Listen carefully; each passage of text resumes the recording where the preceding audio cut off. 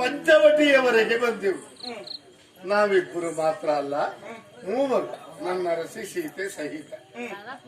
ಅಲ್ಲಿ ಪರ್ಣಕುಟೀರವನ್ನು ಕಟ್ಟಿಕೊಂಡು ವಾಸ ಮಾಡಿಕೊಂಡಿರುವಂತಹ ಸಂದರ್ಭದಲ್ಲಿ ಒಂದು ದಿನ ಅನಿವಾರ್ಯ ಕಾರಣಕ್ಕಾಗಿ ನಾವಿಬ್ಬರು ಆಶ್ರಮದಲ್ಲಿ ಇರಲಿಲ್ಲ. ಹೇಳಿಬಿಡ್ತೇನೆ, ನಿನ್ನಲ್ಲಿ ಹೇಳಲಿಕ್ಕೆ ನನಗೆ ಸಂಕೋಚ ಯಾಕೆ, ಸಂದೇಹ ಯಾಕೆ. ಬಂಗಾರದ ಬಣ್ಣದ ಜಿಂಕೆಯೊಂದನ್ನು ಕಂಡು ನನ್ನರಸಿ ಸೀತೆ ಆಕರ್ಷಿತಳಾದ್ಲು. ಅದನ್ನು ತರುವುದಕ್ಕೆ ಅಂತ ನಾ ಹೋದೆ. ಅದು ಮಾಯಾಮೃಗ ಅಂತ ಗೊತ್ತಾಯ್ತು. ಅದನ್ನು ವಧಿಸಿದಾಗ ಒಂದು ಅಪಸ್ವರ ಕೇಳಿತಂತೆ, ಹಾ ಲಕ್ಷ್ಮಣ ಹಾ ಸೀತಾ ಅಂತ. ಇದನ್ನು ಕೇಳಿದಾಗ ಈ ಲಕ್ಷ್ಮಣನನ್ನು ಪ್ರಚೋದಿಸಿ ಅಣ್ಣನಿಗೇನು ಆಗಿರ್ಬೇಕು, ಹೋಗಿ ಬಾ ಅಂತ ಕಳಿಸಿಕೊಟ್ರು. ಹಾಗೆ ನಮ್ಮಿಬ್ಬರ ಅನುಪಸ್ಥಿತಿಯಲ್ಲಿ, ಅಂದ್ರೆ ನಾವಿಲ್ಲದೆ ಇದ್ದಾಗ, ದಶಕಂಠ ರಾವಣ ಎಂಬ ಒಬ್ಬ ದುರುಳ ದುಷ್ಟ ಕಾಮುಕ ನನ್ನ ಸತಿಯನ್ನು ಅಪಹರಿಸಿಕೊಂಡು ಹೋಗಿಬಿಟ್ಟ.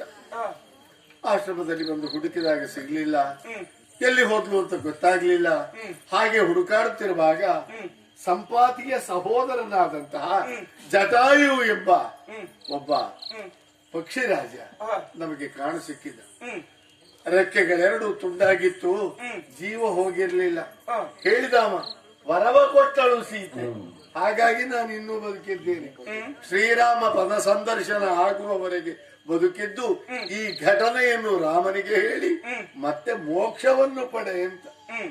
ಅಯ್ಯ ಬ್ರಹ್ಮಚಾರಿಯೇ, ಆ ಜಟಾಯು ನನ್ನಲ್ಲಿ ಹೇಳಿದ, ರಾವಣ ನಿನ್ನ ಹೆಂಡತಿಯನ್ನು ಕದ್ಕೊಂಡು ಹೋಗಿದ್ದಾನೆ ಅಂತ ಹೇಳಿ ಜೀವ ಬಿಟ್ಟ. ಅಯ್ಯ, ಒಂದು ದುಃಖ ಇದೆ ನನಗೆ. ಒಂದಲ್ಲ, ದುಃಖ ಬಹಳಷ್ಟಿದೆ. ಸಹಿಸಲಾರದ ದುಃಖ ಅಂದ್ರೆ ಯಾವುದು ಗೊತ್ತಾ? ಅಪ್ಪನ ಕಾಷ್ಟಕ್ಕೆ ಕಿಚ್ಚನ್ನು ಕೊಡುವ ಯೋಗ ದೇವರು ನನಗೆ ಕೊಡ್ಲಿಲ್ಲ. ಅಪ್ಪನ ಹಾಗಿದ್ದ ಜಟಾಯುವಿಗೆ ಮಾತ್ರ ನಾನೇ ಕೊಳ್ಳಿ ಇಟ್ಟದ್ದು. ಅವರಿಗೆ ಮೋಕ್ಷ ಸಿದ್ಧಿಸಿದೆ ಅಂತ ನಾನು ಭಾವಿಸ್ತೇನೆ. ಆಮೇಲೆ ಅವನ ಮಾತನ್ನು ನಂಬಿ ರಾವಣ ಎಲ್ಲಿಯವನೋ ಯಾರಿಗ್ ಗೊತ್ತು, ಅಲ್ಲ ನನ್ನ ಸೀತೆಯಲ್ಲಿದ್ದಾಳೆ ಯಾರಿಗ್ ಗೊತ್ತು. ಹುಡುಕುತ್ತಾ ಹುಡುಕುತ್ತಾ ಈ ಪಂಪಾ ತೀರಕ್ಕೆ ನಾವು ಬಂದವರಯ್ಯ. ನಾನು ರಾಮ, ಇವ ಲಕ್ಷ್ಮಣ. ರಾಮ, ಮೊದಲಾಗಿ ವಂದಿಸಿಕೊಳ್ತಾ ಇದ್ದೇನೆ. ನಮೋ ನಮೋ. ಯಾಕಯ್ಯ ನಮಸ್ಕಾರ? ಯಾಕೆಂದ್ರೆ ನೀನ್ ಯಾರು ಅಂತ ಗೊತ್ತಾಗ್ಲಿ. ನನ್ನ ಪೂರ್ವ ಪರಿಚಯ ನಿನ್ನದು ಮಾತ್ರ ಅಲ್ಲ, ಹೋಲಿ ಕಾಣ್ತಾ ಉಂಟಲ್ಲ.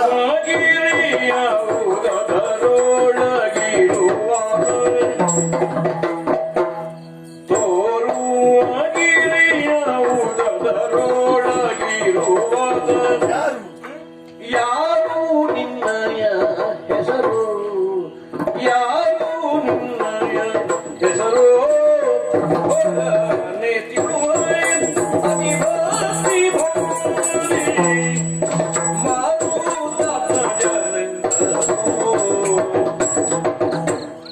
ಈ ಪ್ರದೇಶದಲ್ಲಿ ಸಾಮಾನ್ಯವಾಗಿ ನಿನ್ನಂತಹ ಸಜ್ಜನರು ಇರುವುದಕ್ಕೆ ಸಾಧ್ಯವೇ ಇಲ್ಲ. ಯಾಕೆ? ನಮಗೆ ಮೊದಲೇ ಅನುಭವಕ್ಕೆ ಬಂದಿತ್ತೆ. ಯಾವ ದುಷ್ಟ ರಕ್ಕಸರಿಗೆ ಇದ್ದವು. ಅಲ್ಲೊಂದು ಗಿರಿ ಕಾಣಿಸ್ತಾ ಇದೆ. ಆ ಪರ್ವತದ ತುದಿಯಲ್ಲಿ 3-4 ಜನ ಅತ್ತಿತ್ತ ಓಡಾಡ್ತಾರೆ. ಆ ಕಡೆ ಈ ಕಡೆ ಸಂಚಾರ ಮಾಡ್ತಾ ಇದ್ದಾರೆ. ಯಾವ ವರ್ಗದವರು ಅಂತ ನನಗೆ ಗೊತ್ತಿಲ್ಲ. ತೋರುವ ಗಿರಿ ಯಾವುದು, ಅಲ್ಲಿ ಇರುವವರು ಯಾರು, ಇಲ್ಲಿಗೆ ಬಂದ ನೀನ್ಯಾರು, ನಿನ್ನ ಹೆಸರೇನು, ನಮ್ಮನ್ನು ಕಂಡಾಗ ಪ್ರೀತಿ ಪೂರ್ವಕ ಮಾತಾಡಿಸಿದವ, ನಿನ್ನ ಬಗ್ಗೆ ತಿಳಿಯುವ ಆಸೆ ಉಂಟು. ಹೌದಾ? ನನ್ನ ಪೂರ್ವ ಫಲವನ್ನು ಕೇಳಬೇಕೆನ್ನುವ ಹಂಬಲ ಇದ್ರೆ ಖಂಡಿತವಾಗಿ ನಾನು ಹೇಳುವುದಕ್ಕೆ ಮುಂದಾಗ್ತಾ ಇದ್ದೇನೆ.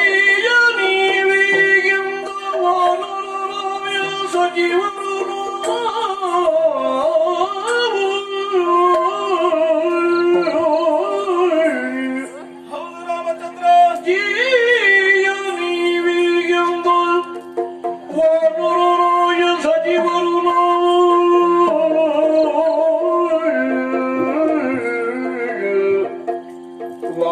ವಾನರರಾಯ ಸಜೀವರು ನಾವು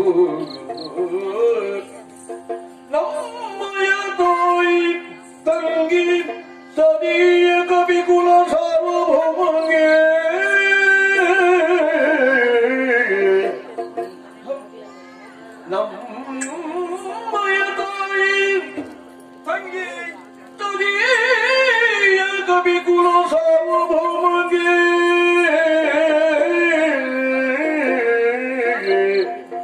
ವಾಯುವೆನ್ನಯ ಜನಕ ವಾಯುವೆನ್ನಯ ಒಂದೇ ಜಮಕ ಎನ್ನಯ ಜಮಕ ಎನ್ನ ಭಿಜೆ ಏನು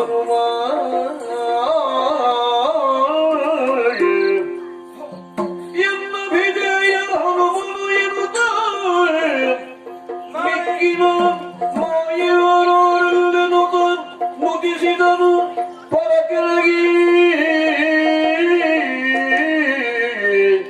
ಪದಕಿರಗಿ ಹೌದು ಜಿಯ ಜಿಯ ದೇವ ಮೊದಲಾಗಿ ವಂದಿಸಿಕೊಳ್ತಾ ಇದ್ದೆ. ಯಾಕೆ ಈ ಪ್ರಣಾಮ? ನಿನ್ನನ್ನು ಕಂಡಾಗ ನನ್ನ ಜೀವನವೇ ಪಾವನವಾಯಿತು ಅಂತ ಗ್ರಹಿಸಿಕೊಳ್ತಾ ಇದ್ದೇನೆ. ಯಾಕಯ್ಯ? ಯಾಕೆಂದ್ರೆ ಪಂಪಾ ನದಿಯ ತಟಾಕದಲ್ಲಿ ನಿಮ್ಮೀರುವರನ್ನು ಕಂಡಾಗ, ಯಾಕೆಂದ್ರೆ ಈ ಅರಣ್ಯ ಪ್ರದೇಶದಲ್ಲಿ ದುಷ್ಟ ದಾನವರು ಇಷ್ಟೆಲ್ಲ ಮಂದಿ ಇರ್ತಾರೆ. ಮಾಯಾವಿಗಳು ಯಾವ ಸಂದರ್ಭದಲ್ಲಿ ಯಾವ ರೀತಿಯಲ್ಲಿ ವರ್ತಿಸುತ್ತಾರಂತ ಹೇಳುವುದಕ್ಕೆ ಅಸಾಧ್ಯ. ಎಲ್ಲ ವೇಷ ಮಾಡುದೇ. ಹೌದಲ್ವಾ? ನಮ್ಮಲ್ಲಿ ಕೆಲವರೆಲ್ಲ ಸ್ತ್ರೀ ವೇಷ ಮಾಡಿಕೊಂಡು ಬಂದು ಎಷ್ಟು ಉಪದ್ರ ಕೊಟ್ಟಿದ್ದಾರೆ ಗೊತ್ತು? ಅದ್ರ ಬಗ್ಗೆ ನಾನು ಚಂದದ ವೇಷ ಮಾಡಿಕೊಂಡು ಬಂದು ನಾವು ಮಂಗಾಗ್ಲಿಲ್ಲ. ಯೋಚನೆ ಅಲ್ಲ, ದಾನವರ ಸ್ವಭಾವ ಹಾಗೆ. ಯಾವಾಗ ಅಂದ್ರೆ ಯಾವ ರೀತಿಯಲ್ಲಿ ಯಾವ ಸಂದರ್ಭದಲ್ಲಿ ಯಾವ ರೀತಿ ವೇಷವನ್ನು ಧರಿಸಿ ಬರ್ತಾರಂತ ಹೇಳುವುದಕ್ಕೆ ಅಸಾಧ್ಯ ಆಗುವುದಿಲ್ಲ. ಸ್ತ್ರೀವೇಷ ಮಾಡಿಕೊಂಡವರು ಬಂದವರು ಪರಿಸ್ಥಿತಿ ಏನಾಗಿದೆ ಅಂತ ನಿಮಗೆ ವೇಷಿಕೊಂಡಿದ್ರೆ ಎಲ್ಲ ಕಳ್ಕೊಂಡು ಹೋಗಿದ್ದಾರೆ. ಎಲ್ಲರೂ ಹೊಂದಿ ಹೋಗಿದ್ದಾರೆ, ಕೆಲವರು ಕಳೆದುಕೊಂಡು ಹೋಗಿದ್ದಾರೆ. ಅದ್ರ ಕುರಿತಾಗಿ ನಾನು ಯೋಚನೆ ಮಾಡುವುದಲ್ಲ. ನದಿಯ ತಟಾಕದಲ್ಲಿ ನನ್ನನ್ನು ಕಂಡಾಗ ನೀನ್ಯಾರು ಅಂತ ಕೇಳ್ತಾ ಇದ್ದೀರಿ. ಆ ಗಿರಿ ಯಾವುದು, ಅಲ್ಲಿ ಯಾರಿದ್ದಾರೆ, ನೀನು ಯಾರು? ಆ ಎಲ್ಲ ಬೇಕು ನಿಮ್ಗೆ. ನಿಮ್ಮ ಕಣ್ಣಿಗೆ ಗೋಚರಿಸಿದ ಮೊದಲಾಗಿ ಆ ಗಿರಿ ಕಾಣ್ತಾ ಇದೆ. ಅದು ಋಷ್ಯಲಿಂಗ ಪರ್ವತ. ಋಷ್ಯಮುಖ ಪರ್ವತ. ಹೌದು ಅಮ್ಮ, ಅಣ್ಣ.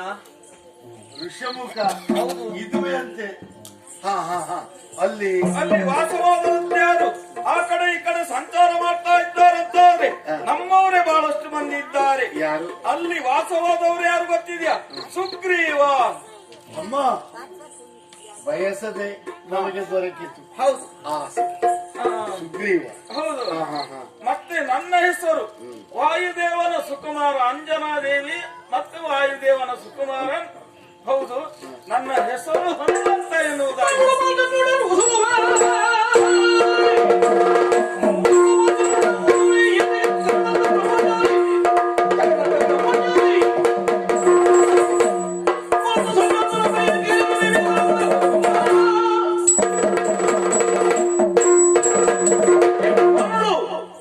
ಮರಳು ಅಲ್ಲ, ನೀ ಮರಳು ಅಂದ್ರೆ ಹಿಂದೆ ಹೋಗು ಅಂತ. ಎಲ್ಲಿಗೆ ಹೋಗುವುದು? ನೀ ಎಲ್ಲಿಂದ ಬಂದೆ ಅಲ್ಲಿಗೆ ಹೋಗು. ಯಾಕೆ? ಎಂತ ನಾವೆಲ್ಲ ನಾವು ವಾನರರು. ಹೌದು, ನಮ್ಮವರೆಲ್ಲ ಬಹಳಷ್ಟು ಮಂದಿ ಇದ್ದಾರೆ. ನರೋವ ವಾನರೋವ. ಹ್ಮ್ ಮನುಷ್ಯನು ಕೆಲವು ಸಲ ಮಂಗ ಆಗ್ತಾನೆ, ಕನ್ನಡಿ ಮುಂದೆ ಹೆಣ್ಣಿನ ಮುಂದೆ, ಅಲ್ವಾ? ಹೌದು. ನಮ್ಮನ್ನು ಮಂಗ ಮಾಡ್ಲಿಕ್ಕೆ ಬರಬೇಡ, ಆಯ್ತಾ? ಅಲ್ಲ ನೀನು ಮಂಗನೇ ಇರ್ಬೋದು, ಅಲ್ಲ ವಿಷಯ ಅದಲ್ಲ. ನಮ್ಮನ್ನೇನು ಹುಚ್ಚ ಅಂತ ತಿಳ್ಕೊಂಡ್ಯ? ಅಂದ್ರೆ ನೀನ್ಯಾರು? ಹನುಮಂತ. ಮಾಡಬೇಡ. ಹನುಮನ ಬಗ್ಗೆ ತಿಳಿಯದೇ ಇದ್ದವರೇನಯ್ಯ ನಾವು. ನಮಗೆ ಗೊತ್ತುಂಟು, ವಾಯುದೇವರ ಪೂರ್ಣಾನುಗ್ರಹದಿಂದ ಅಂಜನಾದೇವಿ ಈ ಭೂಮಿಗೆ ಹೆತ್ತು ಕೊಟ್ಟುದು. ಮಗು ಅಣ್ಣ, ಲಕ್ಷ್ಮಣ, ನಮ್ಮ ಗುರುಗಳಾದ ವಶಿಷ್ಠರು ಹನುಮ ಜನನ ಅನ್ನುವ ವಿಷಯದಲ್ಲಿ ಕತೆ ಹೇಳಿದ್ರಲ್ಲ ನಮಗೆ. ಹೌದಣ್ಣ. ಈಶ್ವರ ಅನುಗ್ರಹವನ್ನು ಪ್ರಾಪ್ತಿಸಿಕೊಳ್ಳುವುದಕ್ಕೆ ಸಂತಾನವಿಹೀನರಾದಂತಹ ಕೇಸರಿ ಮತ್ತು ಅಂಜನಾದೇವಿ ತಪಶ್ಚರಣೆಯಲ್ಲಿ ತೊಡಗಿದಾಗ ಶಿವನ ತೇಜಸ್ಸನ್ನು ವಾಯುದೇವರು ಆಕೆಯ ಗರ್ಭಕ್ಕೆ ನಿಕ್ಷೇಪ ಮಾಡಿದರು. ಆಮೇಲೆ ತಿಂಗಳು ತುಂಬಿದಾಗ ಹೆಣ್ಣು ಹಡಿಲೇಬೇಕಲ್ಲ, ಮಗು ಹೊರಗೆ ಬರ್ಲಿಕ್ಕೆ ಹೇಳಿಲ್ಲಂತೆ. ಯಾಕೆ? ಯಾಕೆ? ತಾಯಿಯ ಮರ್ಮಾಂಗದಿಂದ ನಾವು ಹೊರ ಬಂದರೆ ನನಗೆ ಅದು ಅಪಚಾರವಾಗ್ತದೆ, ನಾನು ಬತ್ತಲೆಯಾಗಿ ಭೂಮಿಗೆ ಬರಲಾರೆ ಅಂತ ಗರ್ಭಸ್ಥ ಶಿಶು ಹೇಳಿತಂತೆ. ಅವಳಿಗೆ ವೇದನೆ ತಡೀಲಿಕ್ಕಾಗ್ಲಿಲ್ಲ. ಎಲ್ಲರೂ ಮೊರೆ ಇಟ್ರು ದೇವರಲ್ಲಿ. ಇಂದ್ರಾದಿ ದೇವತೆಗಳಲ್ಲಿ ಹೇಳಿದ್ರು ಆಗ್ಲಿಲ್ಲ, ಬ್ರಹ್ಮನಲ್ಲಿ ದೂರಿಟ್ರು ಆಗ್ಲಿಲ್ಲ, ವಿಷ್ಣುವಿನಲ್ಲಿ ಮೊರೆ ಇಟ್ರು ಆಗ್ಲಿಲ್ಲ, ಶಿವನಲ್ಲಿ ಬೇಡಿಕೊಂಡ್ರು ಆಗ್ಲಿಲ್ಲ. ಇವರು ಎಲ್ಲಾ ಒಟ್ಟಾಗಿ ಮತ್ತೆ ವಿಶ್ವಕರ್ಮನಲ್ಲಿಗೆ ಹೋದರಂತೆ. ಆ ಪರಬ್ರಹ್ಮ ವಿಶ್ವಕರ್ಮ ಗರ್ಭಸ್ಥವಾದಂತಹ ಆಂಜನೇಯನಿಗೆ ಕೌಪೀನ, ಉಡಿದಾರ, ಅದರ ವಿವರಣೆ ನಾ ಹೇಳೋದಿಲ್ಲ. ಆಮೇಲೆ ಜನಿವಾರ, ಕುಂಡಲ ಇಷ್ಟನ್ನು ಗರ್ಭದಲ್ಲಿದ್ದಂತಹ ಹನುಮಂತನಿಗೆ ವಿಶ್ವಕರ್ಮ ಅನುಗ್ರಹ ಮಾಡಿದನಂತೆ. ಆಮೇಲೆ ಹನುಮಂತ ಭೂಮಿಗೆ ಬಂದ. ಹಾಗೆ ಬಂದಾಗ ಹೇಳಿದ್ದು, ಇನ್ನು ನಿನ್ನ ವಂಶಜರು ಯಾರಿದ್ರು ಅವರು ಯಾವ ತಪ್ಪು ಮಾಡಿದ್ರು ನಾನು ಅವರನ್ನು ಕ್ಷಮಿಸ್ತೇನೆ, ಅವರಿಗೆ ನನ್ನ ಶಾಪ ಇಲ್ಲ, ಕೋಪ ಇಲ್ಲ ಅಂತ. ಅಂತಹ ದೀರ್ಘದೇಹಿಯಾದಂತಹ ಆ ಹನುಮಂತ ಅವ ನೀನ ಒಮ್ಮೆ ತಿರುಗಿ ನೋಡ ಇಲ್ಲ, ಇವ ಬಾಲ ಬ್ರಹ್ಮಚಾರಿ, ಬಾಲ ಇಲ್ಲದೆ ಇದ್ದ ಹನುಮಂತ ಮಾತಾಡ್ತಾನೆ. ವಂಚಿಸಬೇಡ, ಹೋಗತ್ತ. ಏನು ಹೇಳ್ತಾ ಇದ್ದೀರಿ? ನಾನು ಏನೇ ಹೇಳಿದ್ರು ಕೇಳುವ ವ್ಯವಧಾನ ಇಲ್ಲ. ನೀನು ಹನುಮಂತ ಎನ್ನುವುದನ್ನು ಒಪ್ಲಿಕ್ಕೆ ಸಾಧ್ಯ ಇಲ್ಲ. ಹನುಮಂತ ಅಂದ್ರೆ ಹೀಗಲ್ಲ, ನಮ್ಮ ಕಲ್ಪನೆಯ ಹನುಮಂತ ಬೇರೆಯೇ ಇದ್ದಾನೆ. ಹೌದಾ ದೇವ? ನನ್ನ ಕುರಿತಾಗಿ ಈ ರೀತಿ ನೀವು ತಿಳಿದುಕೊಂಡಿದ್ದೀರಂತಾದ್ರೆ ನನ್ನ ಕುರಿತಾಗಿ ನೀವು ಅಪಾರ್ಥ ಗ್ರಹಿಸಿಕೊಳ್ಳಬಾರದು. ಯಾಕೆಂದ್ರೆ ಬಾಲ ಬ್ರಹ್ಮಚಾರಿ ಆಗಿರುವಂತ ನಾನು ಈ ಸಮಯದಲ್ಲಿ ನಿಮ್ಮ ಮುಂಭಾಗದಲ್ಲಿ ನಾನು ಇದೇ ರೂಪದಲ್ಲಿ ಬಂದಿದ್ದೇನಲ್ಲ, ನನ್ನ ನಿಜ ರೂಪ ಏನಂತ ನಾನು ತೋರ್ಪಡಿಸ್ತೇನೆ ನೋಡಲ್ವಾ? ಇದಲ್ಲ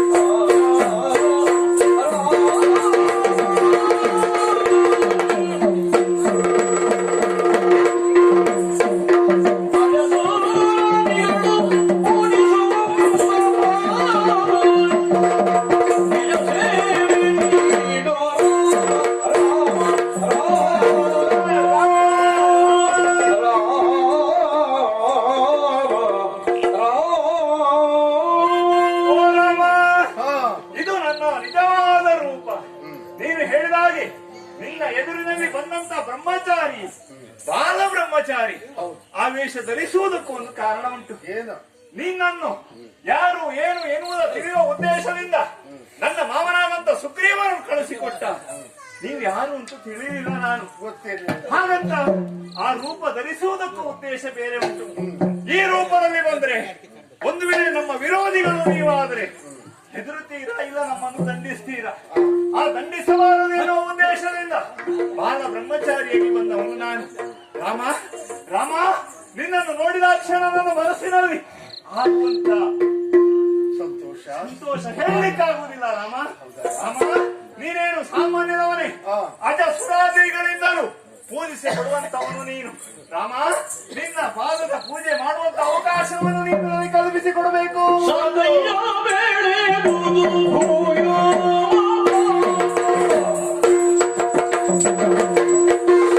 ಕೈಯ ಬೇಳೆಯುವುದು ಭೂಯೋ.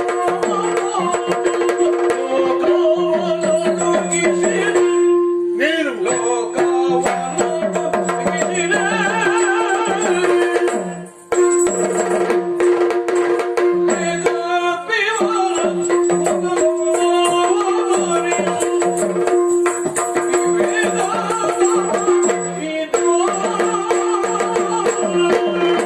ಓ ಆಂಜನೇಯ, ರಾಮ. ಸಾಕು ಸಾಕು, ಯಾಕೆ? ನೀ ಬೆಳೆದದ್ದು ಸಾಕು ಅಂತ. ಓ, ನಾನೀಗ ಬೆಳೀತಾ ಇದ್ದೇನು ನಿನ್ನ ಎದುರಿನಲ್ಲಿ? ಅಲ್ಲವೇ ಏನ್ ಆಗ್ತೇನಿದ್ದೇನೆ ಎನ್ನುವುದೇ ನನಗೆ ಗೊತ್ತಾಗ್ತಾ ಇಲ್ಲ ರಾಮ. ಅದಕ್ಕೆ ಹೇಳಿದ್ದು, ಭೂಮಿ ಆಕಾಶ ಪಾತಾಳ ಎಲ್ಲವೂ ನಡುಗುವುದಕ್ಕೆ ಆರಂಭವಾಗಿದೆ. ಅಷ್ಟು ಎತ್ತರಕ್ಕೆ ಅಷ್ಟು ಬಿತ್ತರಕ್ಕೆ ನೀನು ಬೆಳೆದಿದ್ದೀರಿ. ನಿನ್ನ ನೋಡಿದ ಸಂತೋಷದಲ್ಲಿ ನಾನು ಏನ್ ಆಗ್ತಾ ಇದ್ದೇನೆ ಎನ್ನುವುದು ನನಗೆ ಗೊತ್ತಾಗ್ತಾ ಇಲ್ಲ ರಾಮ. ಸ್ವಾಭಾವಿಕವಾಗಿ ಹಾಗಾಗ್ತದೆ. ಅತ್ಯಾನಂದ ನಮ್ಮಲ್ಲಿ ಏನಾಗಿದೆ ಗೊತ್ತೋ? ಏನು ಅಮ್ಮ? ನೀನು ವ್ಯಾಕರಣ ಪಂಡಿತ ಅಂತ ನಮಗೆ ಗುರುಗಳು ಹೇಳಿದ್ರು. ನಮ್ಮಲ್ಲಿ ಕೆಲವರಿಗೆ ವ್ಯಾಕರಣದ ಬಗ್ಗೆ ಪಾಠವೇ ಆಗ್ಲಿಲ್ಲ. ಸಂತೋಷ ಮತ್ತು ಆನಂದ ಎಂಬ ಈ ಎರಡು ಶಬ್ದಗಳನ್ನು ಸಮಾನ ಅರ್ಥದಲ್ಲಿ ಬಳಸ್ತಾರೆ. ಸಂತಾವೇಶ ಅಂದ್ರೆ ಏನು? ಏನು? ಸಹೇತುಕವಾದುದು ಸಂತೋಷ, ನಿರ್ಹೇತುಕವಾದುದು ಆನಂದ. ಇದು ನಮ್ಮ ಗುರುಗಳು ನಮಗೆ ಮಾಡಿದ ಪಾಠ. ದಾರಿಯಲ್ಲಿ ಹೋಗುವಾಗ ನಿನಗೇನೋ ಒಂದು ವಸ್ತು ಸಿಗ್ತದೆ, ಆಗ ಆಗುವುದು ಸಂತೋಷ. ಹೌದು ರಾಮ. ಒಬ್ಬ ಸಂಗೀತ ವಿದ್ವಾಂಸ ಇಂಪಾಗಿ ಹಾಡ್ತಾರೆ, ಅದನ್ನು ಕೇಳುವವರಿಗೆ ಆಹಾ ಆಹಾ ಅಂತ ಮೈ ಮರೀತಾನೆ. ಲಾಭ ಉಂಟಾ? ಇಲ್ಲ. ಆಗ ಆಗುವುದು ಆನಂದ. ಹಾಗಾದ್ರೆ ಸಹೇತುಕವಾದುದು ಸಂತೋಷ. ಸಂತೋಷ ಶಾಶ್ವತ ಅಲ್ಲ. ಆನಂದ ಆ ಹಾಡನ್ನು ಮೆಲುಕು ಹಾಕುವಾಗ ಮತ್ತೊಂದು ದಿವಸ, ಆ ದಿವಸ ಆಹಾ ಎಷ್ಟು ಚಂದ ಹಾಡಿದ್ರು ಅವರು, ಮತ್ತೊಂದು ದಿವಸ ಅನುಭವಿಸ್ತಾನೆ ಅವ. ಹೌದು. ಹಾಗಾದ್ರೆ ನಿನ್ನನ್ನು ಕಂಡಾಗ ನನಗೆ ಆನಂದವಾಯಿತು ಅಂತ ನೀ ಹೇಳಿದೆ. ನಾ ಹೇಳಿಲ್ವ ತಮ್ಮ, ಇವನ ವ್ಯಾಕರಣ ಅಷ್ಟು ಸರಿ ಉಂಟು ಅಂತ? ಯಥಾರ್ಥವಾಗಿಯೂ ಇವ ಇಲ್ಲಿ ಕಲ್ತದ್ದಲ್ಲಂತೆ, ನಮ್ಮ ಗುರುಗಳು ಹೇಳಿದ್ರು. ಹೌದಾ? ಸೂರ್ಯದೇವರಿಂದ ವ್ಯಾಕರಣ ಅಭ್ಯಾಸ ಮಾಡಿದವ ಅಂತ. ಅಯ್ಯ, ಅದೆಲ್ಲ ಸರಿ. ನಿನ್ನ ಬಗ್ಗೆ ಆಗ ಬರುವಾಗ ಹಾಗೆ, ಈಗ ಬರುವಾಗ ಹೀಗೆ, ನಿನ್ನ ಬಗ್ಗೆ ಸ್ವಲ್ಪ ತಿಳ್ಕೊಳ್ಬೇಕು ಅಂತ ಅನಿಸಿದೆ ನನಗೆ. ನನ್ನ ಬಗ್ಗೆ ತಿಳ್ಕೊಳ್ಬೇಕಾ ನಿನಗೆ? ಗುರುಗಳು ಅಲ್ಪ ಸ್ವಲ್ಪ ಹೇಳಿದ್ರು, ನೀ ಪೂರ್ಣ ಹೇಳ್ಬೇಕು. ರಾಮ, ಏನಂತ ಹೇಳಿ ನಾನೇನು ಸಣ್ಣವನಲ್ಲ. ಹಿಂದೆ ಬಾಲೆದೋಳೆನ್ನು ಮಾತೆ ಅಂಜನಾದೇವಿ.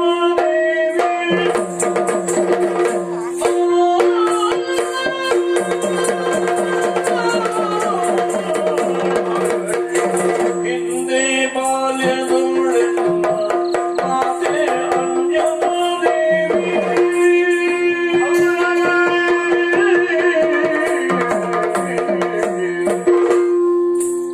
ಹಿಂದೆ ಬಾಲ್ಯದೊಳೆನ್ನ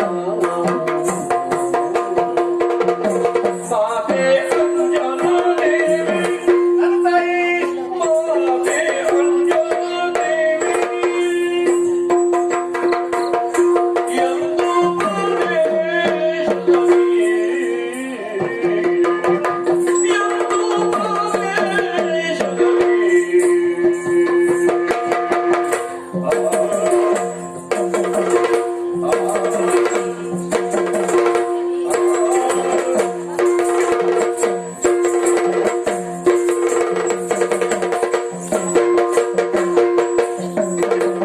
ಸಂದರ್ಶನದಿ ಜನ್ಮ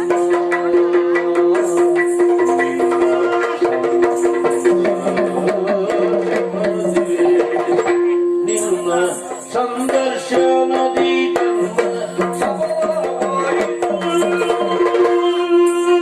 ಜನ್ಮ ಸಫಲವಾಯಿತು. ಜನ್ಮ ಸಫಲವಾಯಿತು. ಸಂದರ್ಶನದಿ ಜನ್ಮ ಸಫಲವಾಯಿತು.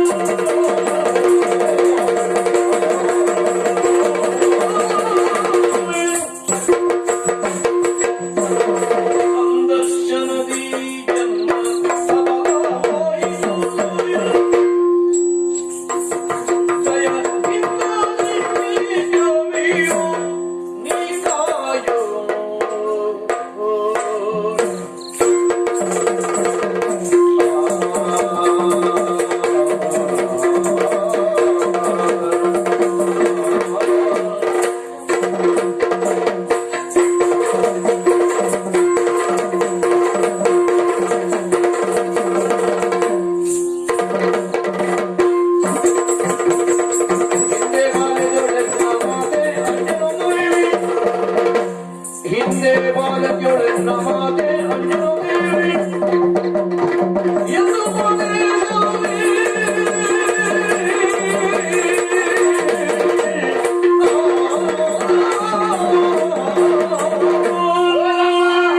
ಏನಯ್ಯ ಅಲ್ವಾ ಓ ದೇವ, ನೀನಾಗೆ ಕೇಳ್ತಾ ಇದ್ದೀಯ ನನ್ನ ಹಿಂದಿನ ಘಟನೆಗಳನ್ನು ನೀನು ಕೇಳಬೇಕೆನ್ನುವುದಾಗಿ. ತಿಳಿಯುವ ಕುತೂಹಲ ಸ್ವಾಭಾವಿಕ. ನೀನು ತಿಳಿಯದಿರುವವನಲ್ಲ, ನಾನೇನು ನನ್ನ ಬಗ್ಗೆ ಸಕಲವನ್ನು ತಿಳಿದವನು ನೀನು.